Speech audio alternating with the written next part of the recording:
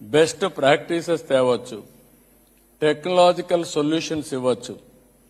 లేకపోతే మీరు కూడా ఆలోచించి మీరు కూడా సర్వీస్ ప్రొవైడర్స్గా స్టార్టప్ కంపెనీలు పెట్టి మీరు కూడా పనిచేసుకోగలిగితే పూర్తిగా సహకరించడానికి సిద్ధంగా ఉన్నాం.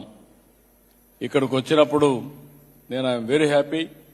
నాకు కూడా ఒక కళ, వెంకటేశ్వర స్వామి బాలాజీ మన రాష్ట్రంలో ఉండడం నా అదృష్టంగా భావిస్తున్నా.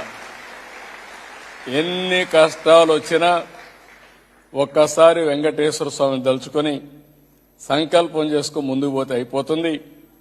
ఈరోజు ప్రపంచంలోని రిచెస్ట్ గాడ్ ఎవరంటే మన వెంకటేశ్వర స్వామే. ఏ దేవుడు కూడా అంత పవర్ఫుల్ గా లేడు. ఈరోజు ఇంకొక పక్కన నా కోరిక కూడా, మీరు చాలా మంది 5 ఏళ్లు అవస్థలు పడ్డారు. ఇప్పుడు ఎన్ఆర్టీ ఉంది. ఎన్ఆర్టీలకు కూడా దర్శనం కోసం ప్రత్యేకంగా మీకు అరేంజ్ చేసే బాధ్యత నాది. దానికి కూడా శ్రీకారం చుట్టాం. అవసరమైతే ఇంకా పెంచుతాం. ఇంకొక పక్క మీరందరూ కూడా ఆలోచించాల్సింది, ప్రతి ఒక్క దేశంలో వెంకటేశ్వర స్వామి దేవాలయం ఒకటి ఉండాలి.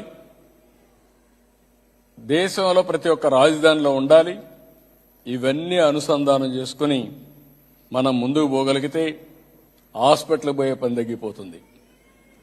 వారానికి ఒకసారి వెంకటేశ్వర స్వామి దగ్గరికి పోవడం, తెల్లవారితో నిద్రలేసి ఒకసారి మనం నమ్ముకున్న దేవుడికి మనం ఇది చేసి ముందుకు పోగలిగితే ఇవన్నీ సాధ్యం అవుతాయి.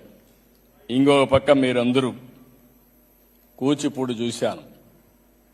ఈరోజే మన సంస్కృతి సాంప్రదాయాలు కోలాటం చూశాను. ఇప్పుడే అమరావతి పైన మన వాళ్ళు ప్రాక్టీస్ చేసి బ్రహ్మాండంగా పాడే పరిస్థితికి వచ్చారు.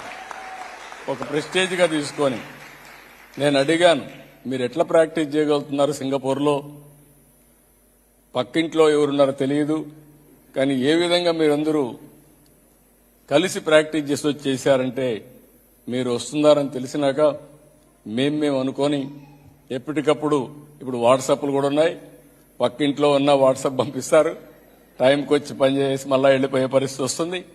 మేమందరం ప్రాక్టీస్ చేసామనే పరిస్థితికి వచ్చారు.